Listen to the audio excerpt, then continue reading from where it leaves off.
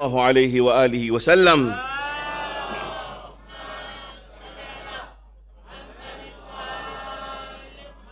جو اسلام لے کر آئے تھے وہ حسین اور حسین کے ساتھی تو سمجھ گئے تھے، لیکن وہ اسلام وہی 30,000 کی فوج جو حسین ابن علی کے سامنے آئی تھی، ان کا اسلام کچھ الگ نظر آ رہا تھا بنسبت حسین کے اسلام کے۔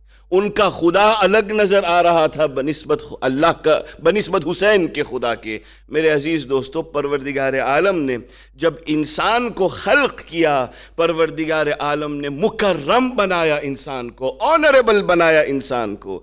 ابتداءً پروردگار عالم نے پہلے اعلان کیا، تمام ملائکہ کو بلایا اور ملائکہ سے کہا انی جاعل فی الارض خلیفہ، میں زمین پہ ایک خلیفہ بنانے والا ہوں۔ ابھی خلیفہ بنے نہیں تھے، ابھی کوئی خلیفہ نہیں بنا تھا۔ ملک تھے، آسمان تھا، جنت تھی، سب کچھ تھا، مگر انسان کی تخلیق ابھی نہیں ہوئی تھی۔ اب خدا نے صرف فیصلہ کیا تھا انی جاعل فی الارض خلیفہ، میں زمین پہ خلیفہ بنانے والا ہوں۔ یہ خداوند تعالیٰ نے اعلان کیا، ہوں، ابھی بنا نہیں تھا۔ یہاں پروردگار کا اعلان ہوا، وہاں ملائکہ نے آبجیکٹ کیا۔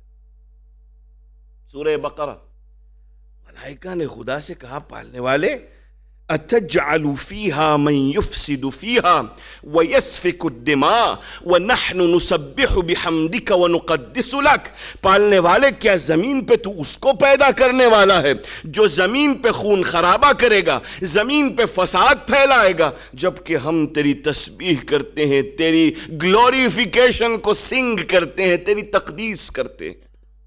تو کیوں بنانا چاہتا ہے انسان کو؟ اللہ سے ملائکہ نے آبجیکٹیولی، یعنی آبجیکٹ کر کے کہا، پالنے والے کیوں تو اس انسان کو خلق کرتا ہے؟ کیا ملے گا تجھے اس انسان کو خلق کرنے میں؟ تجھے کچھ نہیں ملے گا سوائے خون خرابہ اور فساد زمین پر۔ ارے میں حاکم ہوں، میں حکیم ہوں، میں خدا ہوں، میں خالق ہوں، میں خلق کر رہا ہوں، تمہیں کیا پرابلم ہے؟ نہیں میرے مالک، اس کو خلق نہیں کرنا، یہ انسان کو خلق نہیں کرنا، اس لیے کہ یہ انسان زمین پہ خون خرابہ کرے گا، زمین پہ فساد پھیلائے گا۔ تو خدا نے جواب میں کیا کہا؟ انی اعلم ما لا تعلمون، میں اس کے بارے میں جانتا ہوں وہ جو تم نہیں جانتے۔ یہ انسان کا پوٹینشل کیا ہے، اس کے بارے میں میں وہ جانتا ہوں جو تم نہیں جانتے، نہیں سمجھ پاؤ گے۔ جب یہ خلق ہو جائے گا اس وقت تم سمجھ لینا کہ یہ کیا ہے، تب تمہیں سمجھ آ جائے گی انی اعلم ما لا تعلمون کا مطلب کیا ہے۔ آیت اللہ کوچانی جنہوں نے کتاب لکھی ہے journey to the unseen world, آپ نے پڑھی ہوگی کتاب، انگلش میں ہے، برزخ کے بارے میں، برزخ کے بارے میں کہ مرنے کے بعد کیا ہوگا۔ اس کتاب کا نام انگریزی میں ہے journey to the unseen world. آیت اللہ کوچانی، وہی آثر، اپنی کتاب کے اندر لکھتے ہیں کہ I'm dying to die, اپنی کتاب میں لکھتے ہیں I'm dying to die, میں مر رہا ہوں مرنے کے لیے۔ کیا زبردست جملہ ہے، میں مرنے کو مر رہا ہوں، میں مرنے کے لیے مر رہا ہوں۔ بھائی کیوں آپ مرنے کے لیے مر رہے ہیں آقا؟ کس لیے؟ کہا اس لیے کہ میں نے زمین پہ تو ملائکہ نہیں دیکھے، جب تک میں رہا میں نے دنیا میں تو ملائکہ نہیں دیکھے، لیکن تلقین میں ملتا ہے اذا اتاک الملکان المقربان رسولین من عند اللہ تبارک وتعالی وسألاک عن ربک وعن دینک وعن کتابک وعن قبلتک فلا تخف ولا تحزن وقل فی جوابہما اللہ جل جلالہ ربی۔ میں نے سنا ہے کہ ملائکہ قبر میں آئیں گے، تو زمین میں تمہیں ملائکہ سے ملا نہیں، لیکن مجھے یقین ہے کہ قبر میں 2 angels of interrogation، منکر اور نکیر دونوں آنے والے ہیں۔ I am dying to die، میں مر رہا ہوں مرنے کے لیے، اس لیے کہ میں ان دونوں سے ملاقات کرنا چاہتا ہوں۔ کیوں ملاقات کرنا چاہتے ہو؟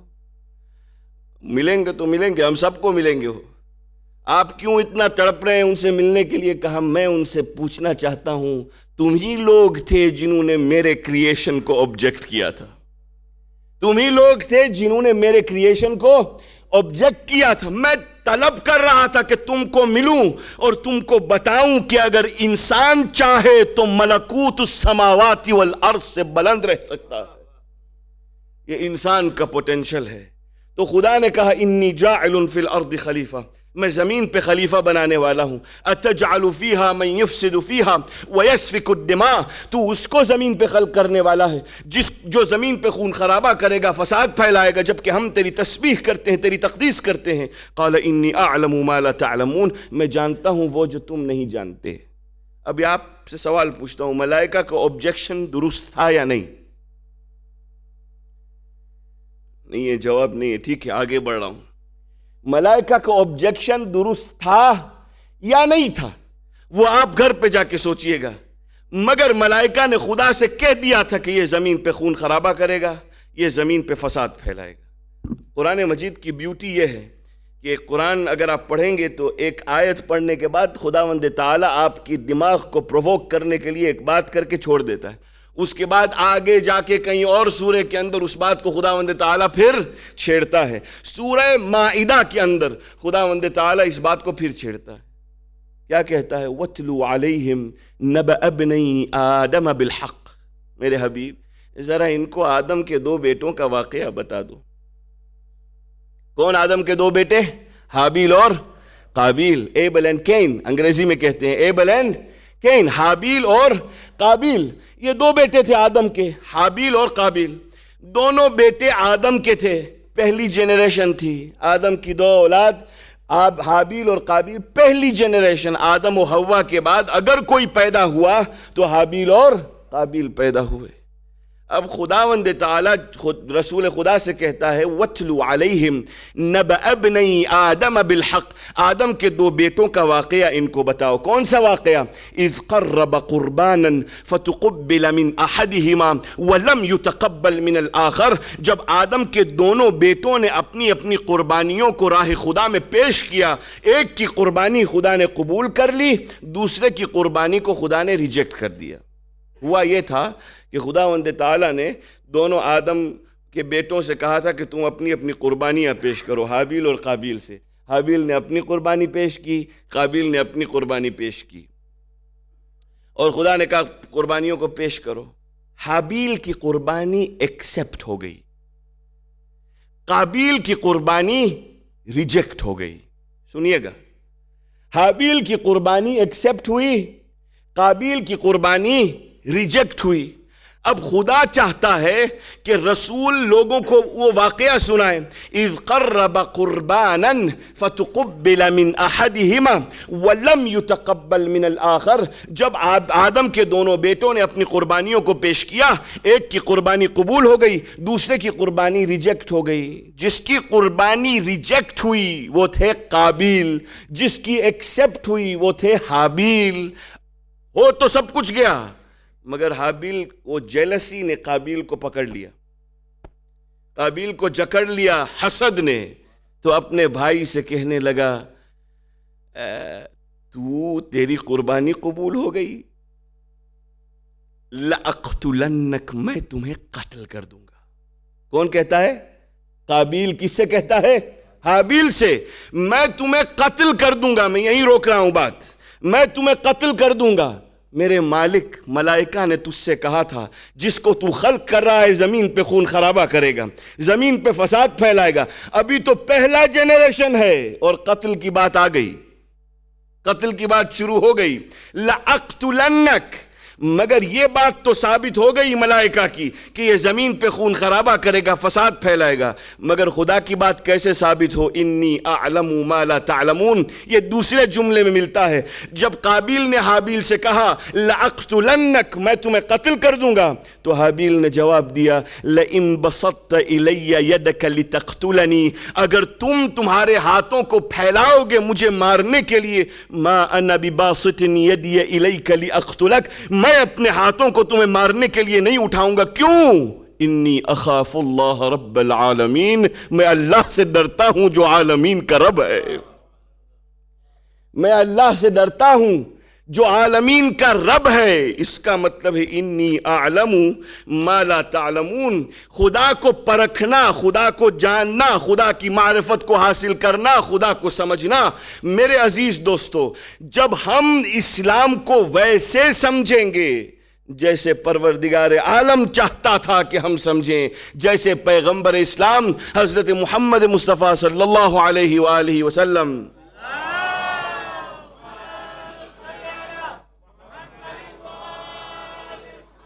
سمجھانا چاہ رہے تھے، اگر ہم اسلام کو ویسے سمجھے تو میرے عزیز دوستو، ہماری رسپانسبلٹی، ہماری دنیا کی کتنی مصیبتیں، کتنے پرابلمز خود بخود سولو ہو جائیں گے اگر ہم سمجھے۔ اب حسد ہے، غصہ ہے، خدا جانے کون کون سا پرابلم ہے، حالانکہ پیغمبر اسلام کی کتنی احادیث ہیں، ایک نہیں، کتنی احادیث غصے پہ، کتنی احادیث حسد پہ، کتنی احادیث انسان کو انسان بنانے کی۔ یاد رکھیے، آپ اگر پہاڑ کو دیکھیں گے، وہ آئے امانت میں نے آپ کے سامنے پڑھی، اگر آپ پہاڑ کو دیکھیں گے کوئی پوٹینشل نہیں اس میں، اگر آپ آسمان کو دیکھیں گے ویسا ہی ہے جب سے آپ پیدا ہوئے اور جب تک آپ اس دنیا سے چلے نہیں جائیں گے، میں چلا نہیں جاؤں گا تب تک ویسا ہی رہے گا۔ زمین میں کوئی فرق نہیں آیا، کیوں؟ اس لیے کہ ان میں کوئی کسی قسم کا پوٹینشل نہیں، جیسے بنایا ویسے ہی ہے سوائے انسان کے۔ اگر آپ شیر کو دیکھیں، شیر، لائن میں کیا پوٹینشل؟ جیسا ہے ویسا رہے گا، کوئی فرق نہیں پڑنے والا۔ سانپ کو دیکھیے، جیسا ہے ویسا رہے گا۔ دنیا کو دیکھیے، جیسا ہے ویسا رہے گا، سوائے انسان کے اس کے اندر یہ صلاحیت ہے، یہ پوٹینشل ہے کہ خداوند تعالیٰ نے اس کو عقل دی ہے، نفس دیا ہے کہ وہ اپنے آپ کو کمال تک پہنچا سکے۔ وہ ملائکہ بھی اس سے پست رہ جائیں تاکہ ملائکہ خود حسد کریں۔ میرے عزیز دوستو، ایک جملہ کہتا ہوں، انسان اس منزل تک پہنچ سکتا ہے کہ ملک اس کے دروازے پہ بھیک مانگنے آئے۔ انسان اس منزل تک پہنچ سکتا ہے کہ ستارہ اس کے گھر کا طواف کرے۔ میرے عزیز دوستو، یہ ہے انسان کا پوٹینشل۔ خدا کہتا ہے حدیث قدسی میں، عبدی، میرے بندے، اطعنی، میری اطاعت کر، اجعلک مثلی، میں تجھے اپنے جیسا بنا دوں۔ خدا کہتا ہے، کس میں؟ حدیث قدسی میں، میرے بندے، عبدی اطعنی اجعلک مثلی، میرے بندے میری اطاعت کر، میں تجھے اپنے جیسا بنا دوں۔ کوئی جملہ معمولی ہے آپ کو لگتا ہے یہ جملہ؟ خدا کہتا ہے میں تمہیں اپنے جیسا بنا دوں۔ یا ابن آدم، اے آدم کی اولاد، انا ملک لا ازول، میں وہ بادشاہ ہوں جو کبھی پیرش نہیں ہوتا۔ اذا قلت لشیء کن فیکون، میں کسی چیز سے کہتا ہوں ہو تو وہ ہو جاتی ہے۔ یا ابن آدم، اے آدم کی اولاد، اطعنی فیما امرتک، میری ایسی اطاعت کر جیسے میں نے اطاعت کا حکم دیا۔ وانتہی عما نہیتک، ہر اس چیز سے پرہیز کر جس چیز سے میں نے تجھے روکا۔ حتی اجعلک مثلی، یہاں تک کہ میں تجھے اپنے جیسا بناؤں۔ میرے مالک، اس کا مطلب کیا؟ تقول لشیء کن فیکون، تو کسی چہ سے کہے گا ہو تو ہو جائے گی۔ اس کے لیے خدا نے پیدا کیا پیغمبر اسلام حضرت محمد مصطفیٰ صلی اللہ علیہ وآلہ وسلم۔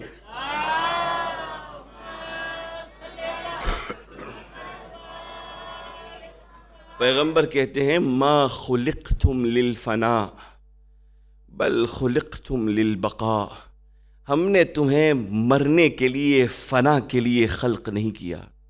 پیغمبر کہتے ہیں کہ خداوند تعالی نے تمہیں فنا کے لیے، اینڈ کے لیے، پیرش ہونے کے لیے خلق نہیں کیا، بل خلقتم للبقاء، تمہیں ہمیشہ ہمیشہ زندہ رہنے کے لیے خلق کیا۔ اب یہ مرنا ہے، باڈی کا مرنا ہے، اور باڈی اور اسپرٹ دو الگ الگ چیزیں ہیں۔ باڈی مر جاتی ہے، انسان کی باڈی ختم ہو جاتی ہے، لیکن انسان ختم نہیں ہوتا کبھی بھی. یاد رکھیے گا اس بات کو آپ، انسان کبھی بھی ختم نہیں ہوتا. میں آج ممبر سے بات کر رہا ہوں، آپ نے مجھے نام دیا ہے سید محمد نقوی، یا مجھے مولانا کہتے ہیں آپ، تو مولانا ہوں جب تک میرے بدن میں میری روح ہے تب تک ہوں.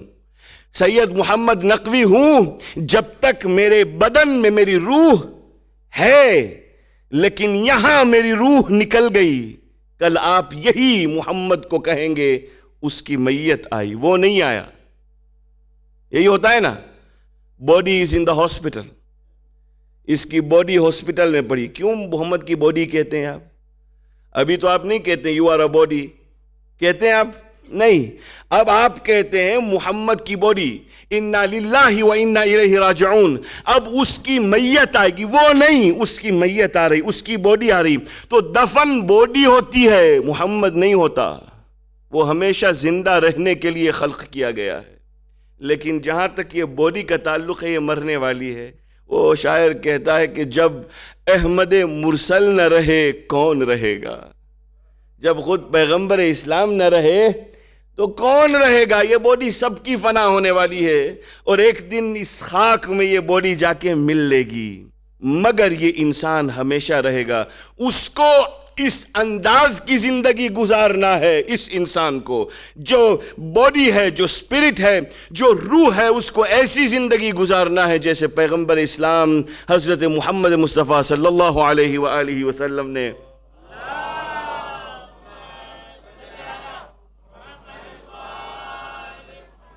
تزکیہ کرنے کی کوشش کی. پیغمبر کا کیا تھا پرائمری ٹاسک؟ والذی بعث فی الامیین رسولا منہم یتلو علیہم آیاتہ وَيُزَكِّيهِمْ.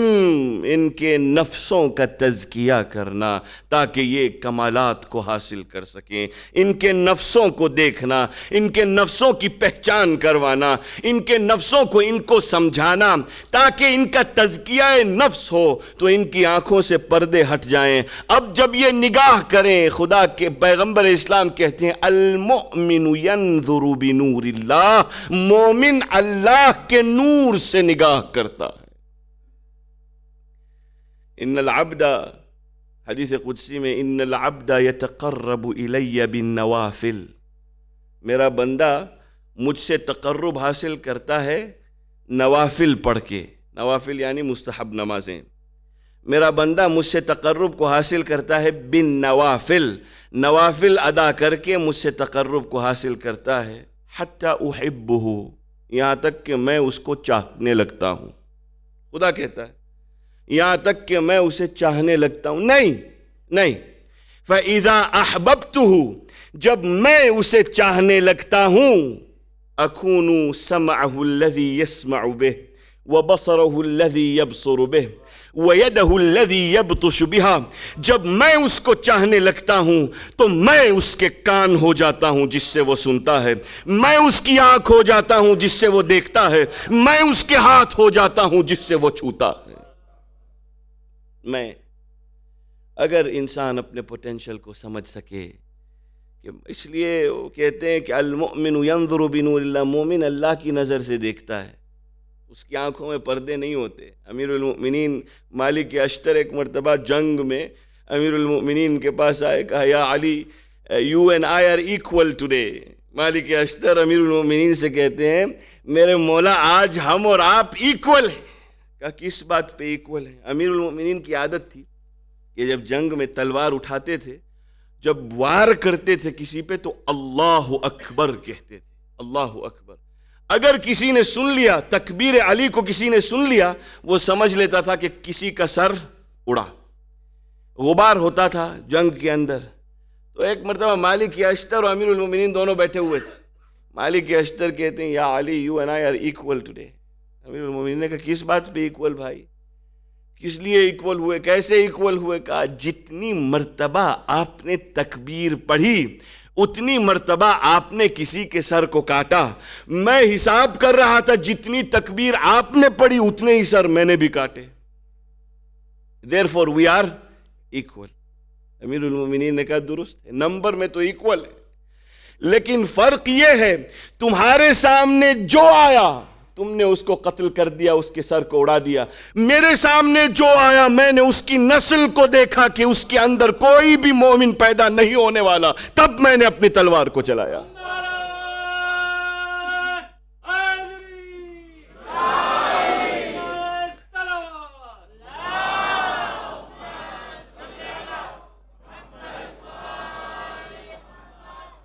ایکوالٹی کو مت دیکھیے، ہاں مگر تم میں یہ پوٹینشل ہے کہ تم اگر چاہو تو اللہ کے نور سے دیکھ سکتے ہو.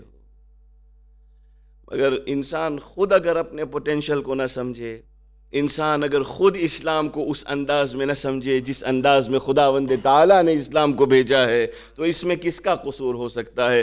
قبرستان میں امیر المؤمنین جایا کرتے تھے قبرستان میں، اور قبرستان میں جا کے دعائیں پڑھا کرتے تھے امیر المؤمنین، اور کہتے تھے السلام علیکم یا اہل القبور، اے قبر والوں آپ پر میرا السلام ہو، انتم لنا فرط ونحن انشاءاللہ بکم لاحقون، تم ہم سے آگے چلے گئے ہو، انشاءاللہ ہم بھی تم کو آ کے ملنے والے ہیں. امیر المؤمنین قبرستان میں جا کے دعا پڑھتے تھے.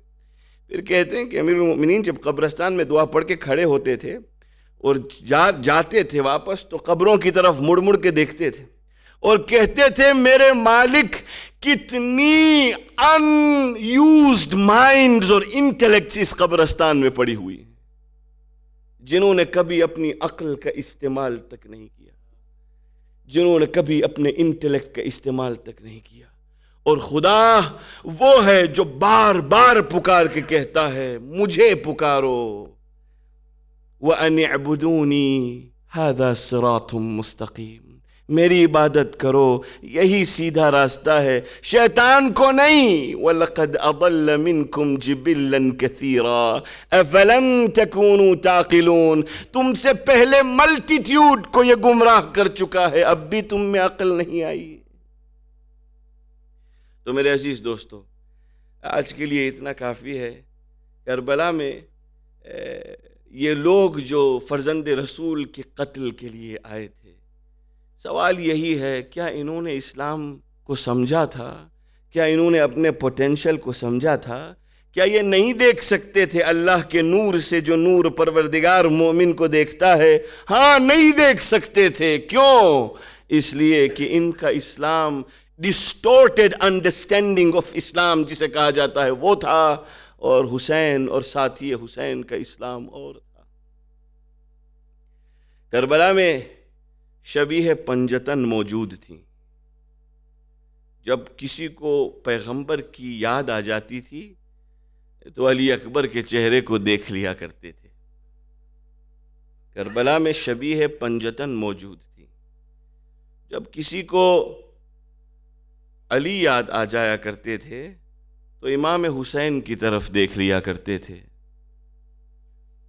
جب کسی کو فاطمہ یاد آتی تھیں تو ثانی زہرا کی طرف دیکھ لیا کرتے تھے، اور جب کسی کو حسن کی یاد آتی تھی تو قاسم کی طرف نگاہ کر لیا کرتے تھے. شبیہ پنجتن کربلا میں موجود تھی. 13 سال کا سن تھا. امام حسن کے 5 بیٹے تھے، 5. 4 کربلا میں شہید ہوئے. ایک بیٹا حسن مثنی بچ گیا اور زخمی ہو کے کربلا سے نکل گئے تھے. باقی امام حسن کے 4 بیٹے کربلا میں شہید ہوئے. ان 4 بیٹوں میں ایک کا نام قاسم تھا جو شبیہ حسن تھے. 13 سال کی عمر تھی جناب قاسم کی، 13 سال کی عمر تھی. قد چھوٹا سا تھا، اتنا چھوٹا قد تھا کہ خود گھوڑے پہ سوار نہیں ہو سکتے تھے. اس جملے کو آپ یاد رکھیے گا، میں مصائب جوڑوں گا اس جملے کے ساتھ، کہ اتنا چھوٹا قد تھا، اتنا کم سن بچہ تھا کہ خود گھوڑے پہ سوار نہیں ہو پاتے تھے قاسم. حسین اٹھا کے، عباس اٹھا کے قاسم کو گھوڑے پہ سوار کیا کرتے تھے. اتنا چھوٹا قد تھا، اتنے کم سن تھے، 13 سال کی عمر تھی. جب کربلا میں ایک ایک شہید ہونے لگا تو یہ حسن کا لال حسن کی نشانی حسین کے پاس آئے، چچا جان مجھے بھی اجازت چاہیے، چچا جان مجھے بھی تو اجازت دیجئے۔ حسین جتنی مرتبہ قاسم آئے، بار بار آئے حسین کے پاس، مقتل میں ملتا ہے قاسم بار بار حسین کے پاس آئے اور بار بار حسین نے ٹال دیا۔ ایک مرتبہ آئے، چچا جان اب تو اجازت دیجئے۔ کہا میرے لال میں تمہیں کیسے اجازت دوں، تم میرے بھائی کی نشانی ہو، مجھے جب بھیا حسن یاد آتے ہیں میں تمہارے چہرے کی طرف دیکھ لیتا ہوں، جاؤ بیٹا میں نے اجازت نہیں دی۔ ایک مرتبہ دوڑ کے ام فروا کے پاس آئے، اماں چچا اجازت نہیں دے رہے، 13 سال کا عمر ہے، تصور کیجئے 13 سال کی عمر ہے، ماں کے پاس آئے، اماں اجازت نہیں مل رہی، بار بار اجازت مانگی ہے، اماں اجازت نہیں مل رہی۔ ایک مرتبہ ام فروا نے کہا بیٹھ جاؤ، تھوڑی دیر قاسم کے ساتھ زمین پہ بیٹھی رہی۔ ایک مرتبہ ام فروا کو یاد آیا کہ قاسم کے ہاتھوں میں تعویذ بندھا ہوا ہے۔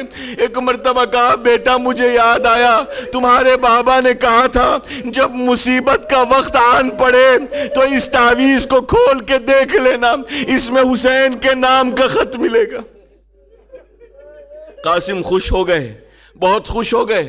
ایک مرتبہ تعویذ کو کھولا، دیکھا کہ نام حسین کا ایک خط تھا۔ دوڑتے ہوئے آئے، چچا جان بابا نے آپ کے نام خط بھیجا، چچا جان بابا نے آپ کے نام خط بھیجا ہے۔ حسین تعجب کرنے لگے۔ ایک مرتبہ قاسم سے خط لیا، دیکھا حسن کا خط تھا۔ ایک مرتبہ حسن کے خط کو دیکھا، پیشانی سے لگایا، آنکھوں سے لگایا، چوما، چومنے کے بعد خط کو کھولا، اس میں لکھا تھا میرے بھائی حسین جب تم یہ خط کھولو گے تو کربلا میں دشمنوں کے نرغے میں گھرے ہوئے ہوگے، میں نہ ہوں گا مگر میرے لال قاسم کو میری طرف سے نیابت سمجھ لینا۔ حسین مجبور ہو گئے، قاسم سے کہا جاؤ اپنی اماں سے رخصت ہو لو۔ جناب قاسم خیمے کے اندر آئے، ماں اجازت مل گئی، ام فروا زمین پہ بیٹھ گئی، میرے لال قاسم خدا حافظ جاؤ۔ اور جانے کے بعد قاسم کو اجازت دی۔ میں کہوں گا اے ام فروا ایک مرتبہ پھر قاسم کو دیکھ لیجئے، اب یہ لاشا گھر پہ جب آئے گا تو آپ پہچان نہ پائیں گی کہ آپ کا لال قاسم۔ قاسم کو اجازت دے دیجئے۔ آزادارہ نے امام حسین جناب قاسم حسین کے پاس آئے، حسین نے صندوق منگوایا، صندوق منگوانے کے بعد ایک سفید کپڑا نکالا، توجہ چاہتا ہوں، ایک سفید کپڑا نکالا، پھاڑا، 2 ٹکڑے کیے، ایک قاسم کو بطور پیرہن پہنایا، ایک قاسم کے سر پہ امامہ باندھا، اور امامہ باندھنے کے بعد تحت الحنق نکالا۔ آپ جانتے ہیں حسین نے کیا کیا؟ اپنے بھتیجے کو اپنے ہاتھوں سے کفن پہنایا۔ حسین نے اپنے بھتیجے کو اپنے ہاتھوں سے کفن پہنایا اور اس کے بعد کہا بیٹا قاسم جاؤ، مگر قاسم گھوڑے پہ سوار نہیں ہو سکتے تھے۔ حسین نے قاسم کو اٹھایا، سینے سے لگایا اور پھر اپنے ہاتھوں سے گھوڑے پہ سوار کیا۔ اس جملے کو یاد رکھیے گا۔ آزادارو جناب قاسم مقتل کی طرف گئے، اس سے پہلے ماں سے رخصت ہوئے، زینب سے رخصت ہوئے، ایک مرتبہ مقتل میں آئے۔ ازرق شامی نام کا ایک شقی ملون تھا جس کے 4 بیٹے تھے۔ حسین ابن علی جانتے تھے کہ ازرق شامی کوئی معمولی سپاہی نہیں ہے، اور اگر قاسم اس کے سامنے چلا گیا تو قاسم کچھ نہیں کر پائیں گے۔ ایک مرتبہ جب ازرق شامی نے دیکھا کہ 13 برس کا بچہ آ رہا ہے تو قاسم کے ساتھ لڑنے کو اپنے آپ کے لیے توہین سمجھا۔ ایک مرتبہ ازرق شامی کے 4 بیٹے تھے، ازرق شامی نے پہلا بیٹا بھیجا، جناب قاسم نے اس کو واصل نار کیا، دوسرا بچہ بھیجا، قاسم نے واصل نار کیا، تیسرا بچہ بھیجا، نار کیا، چوتھا بچہ آیا، اس کو بھی واصل نار کیا۔ ایک مرتبہ ازرق شامی کو غصہ آیا کہ اس چھوٹے سے بچے نے میرے 4 بچوں کو قتل کر دیا۔ ایک مرتبہ مقتل کی طرف آ گیا، یہاں ازرق شامی نکلا، وہاں حسین نے آواز بلند کی، میرے پالنے والے حسین کو منظور ہے کہ قاسم کے ٹکڑے پھاڑے اٹھائے مگر قاسم کو ازرق شامی پہ کامیاب کرنا. ہاں آزادارو، ازرق شامی کو بھی واصل نار کیا. ایک مرتبہ تنو تنہا جناب قاسم مقتل میں کھڑے ہوئے تھے. تاریخ میں ملتا ہے، مقتل میں ملتا ہے کہ اب تنہا تھے. ایک ایک سپاہی ڈر رہا تھا، قاسم کے پاس آنے سے ڈر رہا تھا. ایک مرتبہ جناب قاسم نے اپنے پیر کی جوتے کی رسی بند کرنے کے لیے اپنے بدن کو جھکایا. بس بدن کو جھکانا تھا. مقتل میں ملتا ہے ایک شقی ملون آیا، قاسم کے پشت پہ گرزہ لگایا، ریڑھ کی ہڈی ٹوٹ گئی. ایک مرتبہ آواز دی، چچا جان.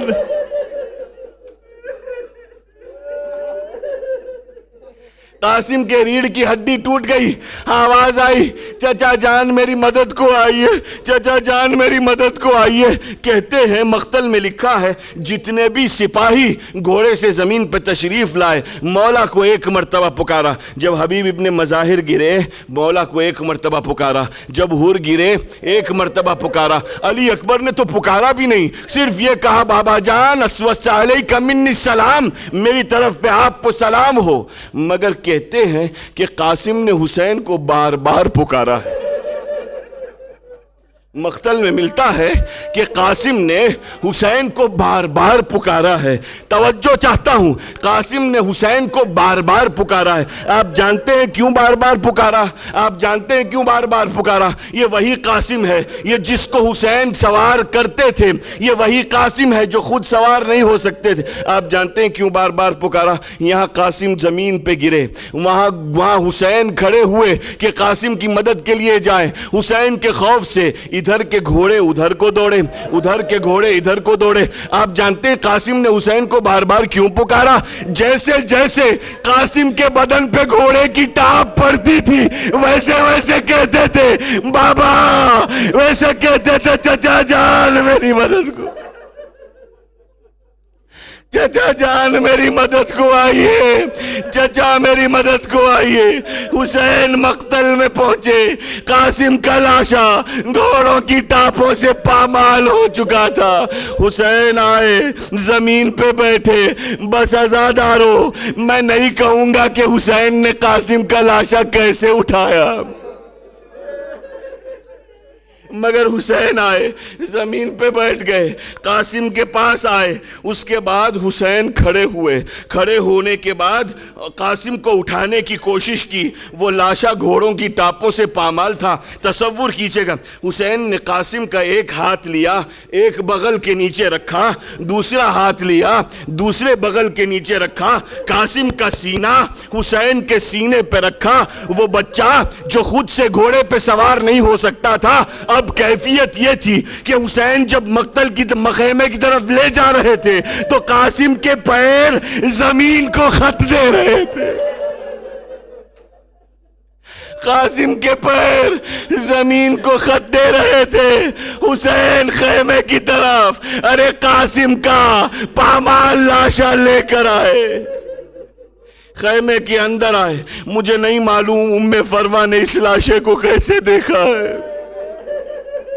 خدا کسی ماں کو اپنے بیٹے کا پامال لاشا نہ دکھائے. میں نہیں جانتا کہ ام فروہ نے کیسے دیکھا، مگر مقتل میں ملتا ہے ایک مرتبہ قاسم کا لاشا آیا. حسین قاسم کے لاشے کو لائے، خیمے کے اندر آئے. جہاں علی اکبر کا لاشا پڑا تھا وہاں قاسم کے لاشے کو رکھا. ایک طرف قاسم کا لاشا، ایک طرف علی اکبر کا لاشا.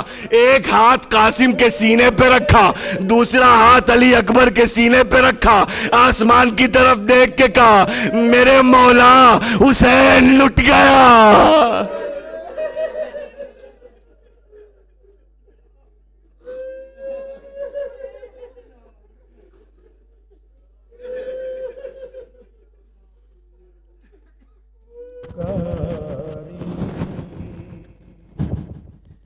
میرے بچے کی آتی ہے مہندی،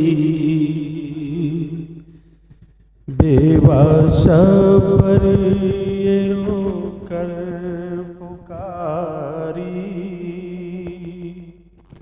میرے بچے کی آتی ہے مہندی، لوگ کرتے ہیں کیوں آہوزاری، میرے بچے کی آتی ہے مہندی، بیوہ شبر یہ رو کر پکاری،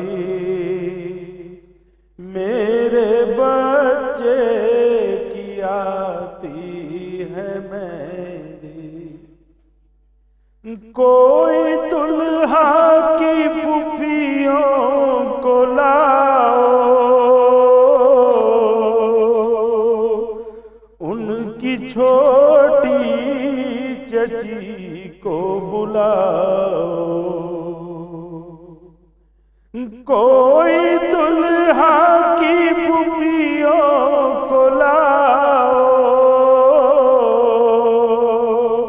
ان کی چھوٹی چچی کو بلاؤ،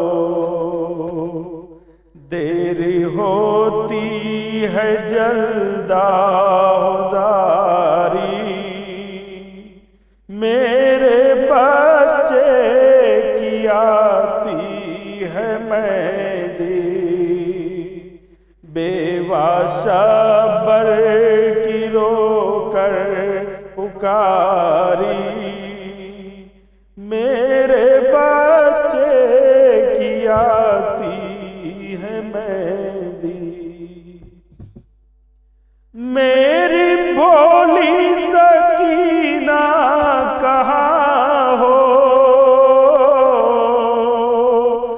کیوں نگاہوں سے اب تک نہاں ہو،